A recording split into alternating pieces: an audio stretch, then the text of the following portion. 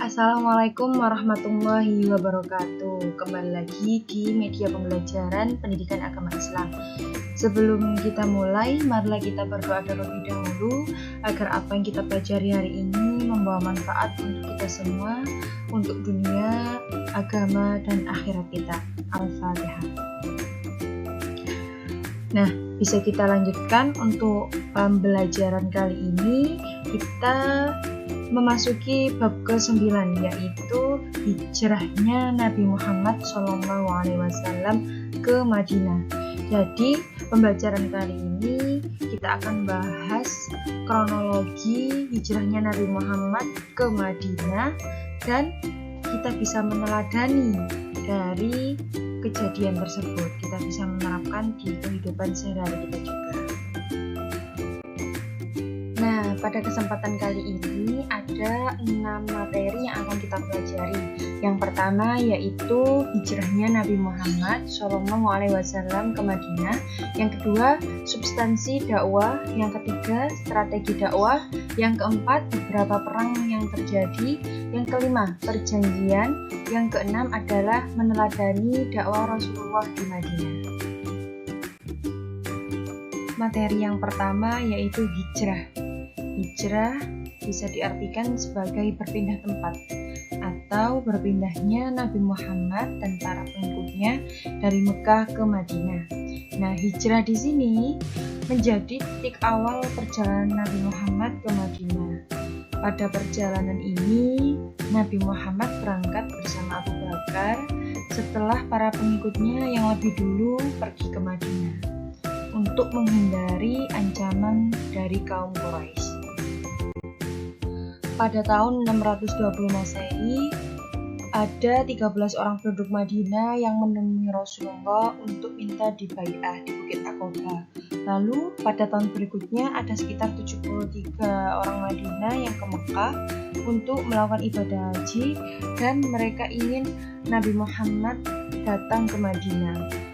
Nah, di situ kita bisa tahu faktor-faktor atau yang melatar belakangi kenapa kok Nabi Muhammad bisa hijrah ke Madinah. Selain itu, adanya wahyu dari Allah untuk berhijrah, dan juga karena adanya siksaan dan ancaman yang semakin hebat dari kaum kafir Quraisy. Selain alasan hijrahnya Nabi Muhammad dan para pengikutnya ke Yasrib tadi, ada beberapa faktor juga yang mempengaruhi. Yang pertama yaitu pada tahun itu disebut juga dengan Amul Husni atau tahun kesedihan, karena pada saat itu istri Rasulullah yaitu Khadijah dan pamannya meninggal. Mereka berdua adalah pendukung setia Nabi Muhammad yang selalu bersama Nabi Muhammad SAW. Terus yang kedua yaitu adanya perjanjian Aqabah, yaitu Aqabah pertama dilaksanakan sekitar 13 orang, dan yang kedua sekitar 73 orang, dan mereka dari suku Aus dan Khazraj mengajak Nabi Muhammad untuk hijrah ke Madinah dan akan membela Nabi Muhammad dan juga pengikutnya, karena di Madinah saat itu sudah banyak yang memeluk agama Islam. Yang ketiga yaitu penolakan dari kaum kafir Quraisy. Di situ setelah Abu Thalib wafat, petinggi-petinggi Quraisy sudah tidak ada yang membela Nabi Muhammad lagi, dan malah semakin menjadi-jadi dalam menyiksa Nabi dan para pengikutnya. Itulah yang membuat Nabi dan para pengikutnya hijrah ke Madinah. Dan yang terakhir yaitu embargo terhadap Bani Hashim. Mereka membatasi segala gerak-gerik dan apa yang dilakukan oleh Nabi dan para pengikut-pengikutnya, seperti dalam hal perdagangan, perkawinan, dan lain sebagainya.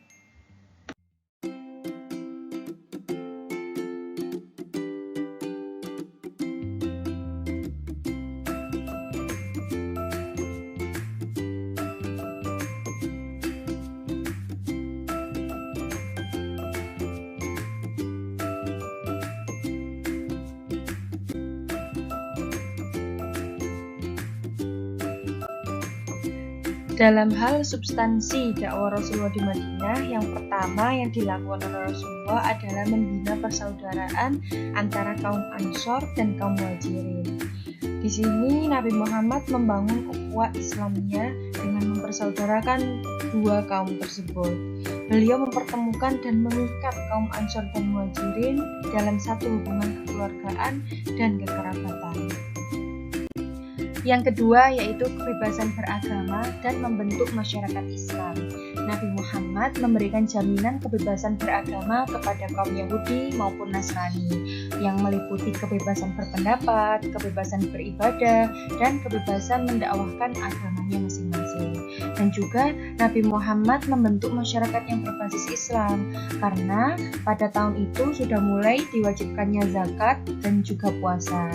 Di situ juga mulai adanya azan sebagai penanda waktu sholat karena dulu belum ada karakteristik penanda waktu sholat. Nah, pada tahun itu atas mimpi dari Abdullah bin Zaid dan ternyata Umar bin Khattab juga memimpikannya dan disetujui oleh Rasulullah, akhirnya mengumandangkan azanlah Bilal bin Rabah sebagai penanda waktu sholat.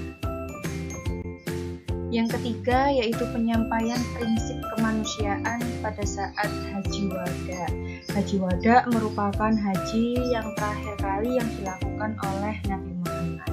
Di situ diikuti sekitar 150.000 jamaah. Dan Nabi melaksanakan Haji Wada tersebut dengan memberikan manasik kepada para jamaahnya, mempraktekkan langsung bagaimana pelaksanaan ibadah haji tersebut. Nabi Muhammad mencontohkan secara langsung bagaimana itu melempar jumroh dan lain sebagainya. Nah, di sini Nabi Muhammad juga menyampaikan khutbah pada Haji Wada. Di antara isinya yaitu yang pertama, haram membunuh atau mengambil harta yang bukan hak mereka. Yang kedua, haram memakan harta riba. Yang ketiga, perintah memenuhi hak seorang istri. Yang keempat, berpegang pada Al-Quran dan hadis. Yang kelima, mempererat tali persaudaraan. Nah, di sini dari penyampaian khutbah Nabi Muhammad pada Haji Wada, kita bisa mengambil hikmah dari peristiwa tersebut, yaitu yang pertama, bahwa ajaran Islam itu merupakan kebenaran yang abadi. Yang kedua, kesungguhan Nabi Muhammad dalam berdakwah, yang menandakan sudah adanya Haji Wada ini berarti Nabi Muhammad sudah berhasil mendakwahkan ajarannya. Dan yang ketiga, Nabi Muhammad merupakan sosok pendidik yang mempraktekkan langsung apa yang akan disampaikan kepada sahabat-sahabatnya. Dan yang terakhir, Haji Wada ini merupakan puncak kematangan umat Islam saat itu.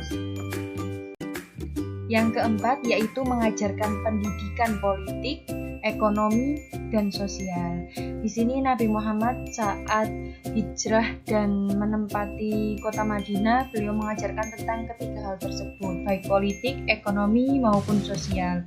Dalam urusan politik, Rasulullah menjadi pemimpin politik yang amat efektif. Hingga saat ini, 14 abad pasca wafatnya, pengaruhnya masih sangat kuat sekali.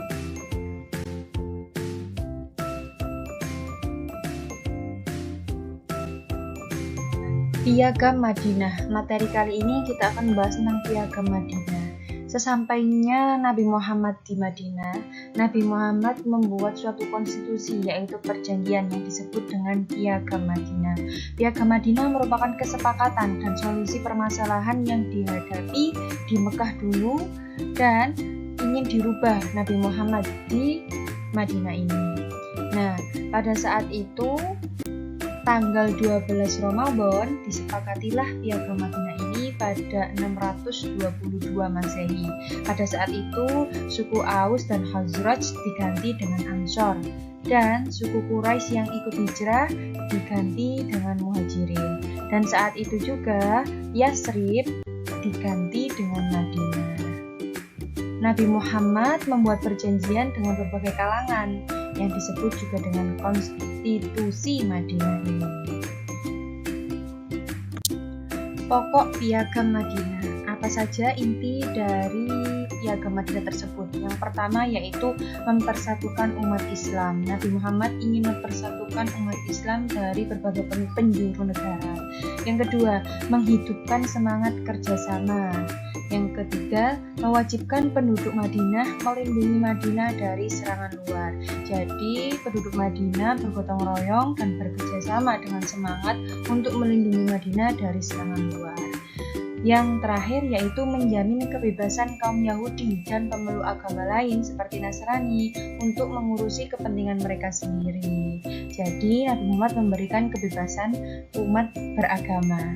Nah, di Piagam Madinah ini Nabi Muhammad itu ingin menciptakan tatanan masyarakat yang berlandaskan keadilan, kesejahteraan, keharmonisan, dan toleransi.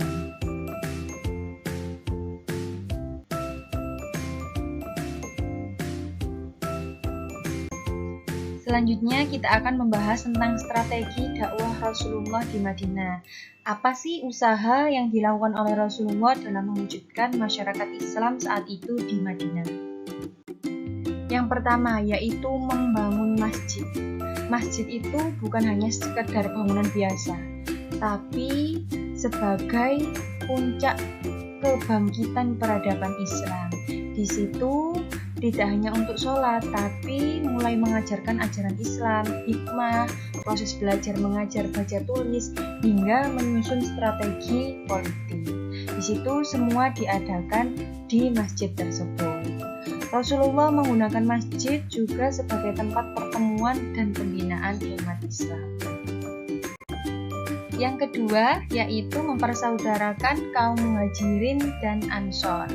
Nah, hal ini tidak lain tidak bukan dilakukan Rasulullah untuk memperkuat solidaritas antara sesama umat muslim sehingga mereka tidak mudah bertikai dan berperang seperti pada saat zaman jahiliyah dulu. Bagi seorang muslim, persaudaraan itu bukan saja didasarkan pada darah, tapi juga berdasarkan keimanan yang sama. Yang ketiga yaitu perjanjian saling membantu antar umat muslim dan non-muslim. Akhirnya terjadilah suatu sikap saling toleransi. Nah, di sini Rasulullah ingin membangun sebuah kota yang kuat, damai, dan tidak ada jalan lagi selain mempersatukan masyarakat yang berbeda-beda itu.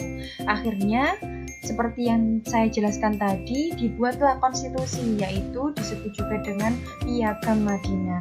Piagam Madinah ini sebagai titik temu dan mempersatukan masyarakat yang berbeda-beda tersebut. Akhirnya, mereka bersepakat untuk bersama saling berdampingan antara umat Islam dan yang lainnya, baik kaum Yahudi maupun Nasrani.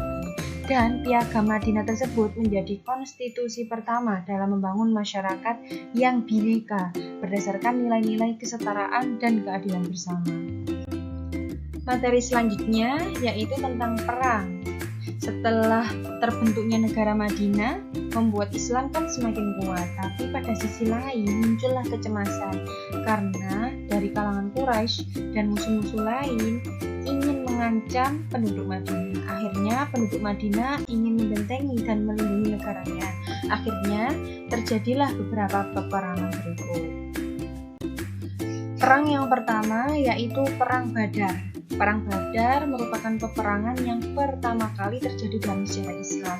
Kenapa kok perang ini disebut Perang Badar? Karena pada saat itu terjadi di dekat sumur Badar.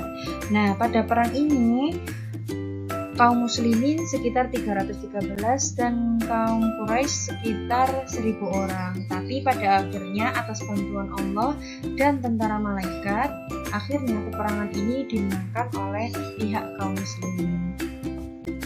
Yang kedua yaitu Perang Uhud. Perang Uhud ini dilakukan di Bukit Uhud. Pada saat itu pasukan muslim berangkat 1000 orang, tapi 300 orang membelot karena hasutan dari Ubaid. Akhirnya hanya 700 orang.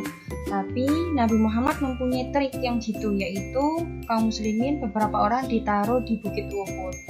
Akhirnya kaum muslimin setelah itu akan memasuki kemenangan, tapi tiba-tiba orang yang disuruh Rasulullah untuk berjaga di bukit, mereka turun ke bawah untuk mengambil ghanimah atau harta rampasan perang. Akhirnya pada saat itu kaum kafir Quraisy yang dipimpin oleh Khalid bin Walid saat itu yang belum memasuki Islam langsung membalikkan keadaan dan akhirnya peperangan tersebut dimenangkan oleh pihak Quraisy. Perang Khandaq. Perang Khandaq ini dilaksanakan sekitar tahun 5 Hijriah. Saat itu Bani Nadir, yaitu Bani yang berkomplot, karena pada saat perang Uhud kemarin ada beberapa pemberontak, akhirnya Nabi Muhammad kan mengusir mereka dari Madinah. Akhirnya membentuk para pemberontak tadi dan menyerang pada saat perang Khandaq ini. Nah, perang Khandaq ini disebut juga dengan Parit, yaitu kenapa? Karena atas usulan dari Salman Al-Farisi, Madinah dikelilingi oleh parit, membuat parit agar orang-orang tidak bisa memasuki kota Madinah. Nah, pada saat itu Bani Nadir berjumlah sekitar 24.000 orang dan tidak bisa memasuki kota Madinah selama 1 bulan.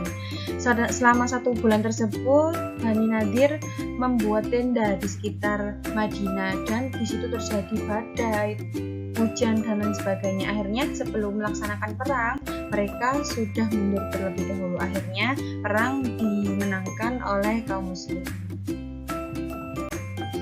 Selanjutnya yaitu kita akan membahas tentang perang Hunain. Setelah terjadinya 3 perang yang sudah saya jelaskan tadi, Rasulullah dan para sahabat ingin kembali ke Mekah untuk melaksanakan haji, ingin mengunjungi Ka'bah. Tapi saat itu Nabi Muhammad dan para sahabat dilarang masuk ke kota Mekah. Akhirnya terjadilah perjanjian Hudaybiyah. Nanti akan kita jelaskan di berikutnya.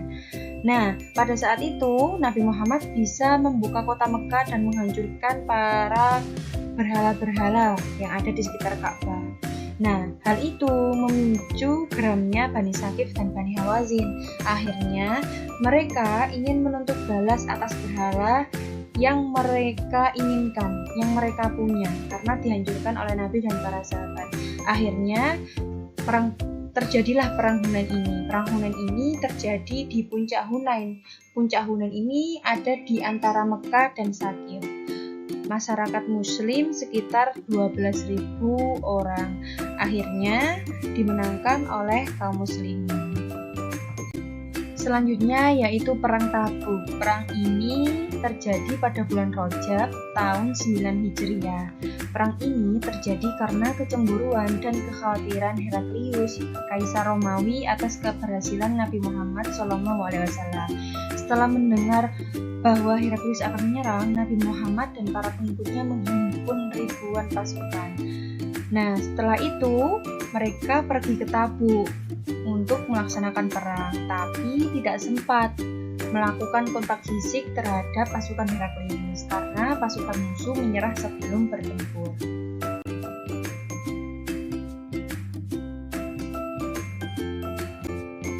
Selanjutnya, perjanjian Hudaybiyah. Perjanjian Hudaybiyah ini terjadi karena saat Nabi Muhammad dan para sahabat ingin kembali ke Mekah untuk melaksanakan ibadah haji, Nabi Muhammad dilarang oleh kaum kafir Quraisy. Mereka tidak memperbolehkan masuk ke kota Mekah. Akhirnya terjadilah perjanjian Hudaybiyah ini dengan isinya sebagai berikut. Nah, dengan adanya perjanjian Hudaybiyah ini, harapan untuk mengambil alih Ka'bah dan menguasai Mekah kembali terbuka. Akhirnya, banyak orang yang berbondong-bondong masuk Islam. Terutama saat itu Khalid bin Walid juga masuk Islam. Nah, setelah 2 tahun perjanjian Hudaybiyah berlangsung, dakwah Islam telah menjangkau seluruh Jazirah Arab. Akhirnya, seperti yang saya jelaskan tadi, banyak orang-orang yang iri dan ingin menyerang Nabi Muhammad dan para sahabatnya. Akhirnya terjadi peperangan dan lain sebagainya. Terus pada saat itu juga, setelah itu terjadilah Fathul Mekah atau pembukaan kota Mekah. Di sana Nabi Muhammad dan para sahabat menghancurkan seluruh berhala yang ada di sekitar Mekah. Setelah itu Nabi Muhammad dan para sahabat melaksanakan haji wada atau haji terakhir. Nah, setelah melakukan haji wada dan menyampaikan beberapa isi dari khutbah haji wada seperti yang saya jelaskan tadi, Rasulullah pada tanggal 12 Rabiul Awal pada 11 Hijriah, yaitu tahun 632 Masehi, jatuh sakit dan wafat di rumah istrinya Aisyah.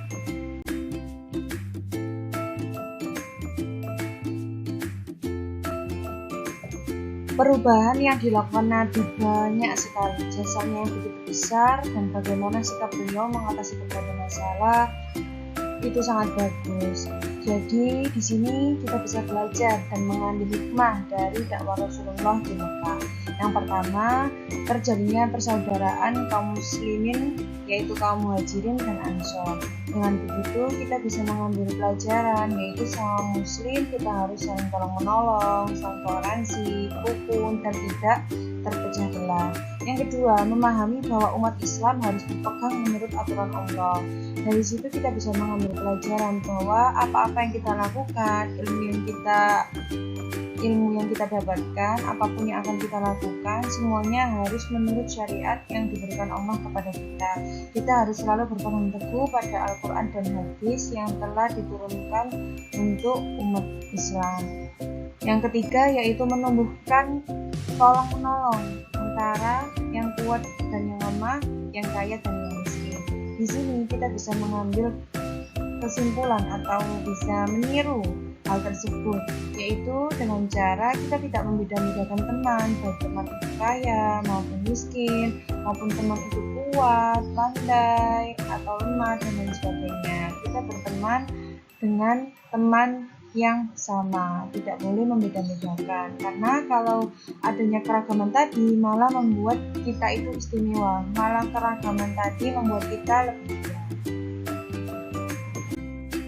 Berakhirlah sudah materi pembelajaran kali ini tentang dakwah Rasulullah di Madinah dan bagaimana kita meneladani dakwah tersebut. Saya akhiri, semoga apa yang kita pelajari hari ini membawa manfaat untuk kalian semua, baik untuk agama, dunia, maupun akhirat. Terima kasih. Wassalamualaikum warahmatullahi wabarakatuh.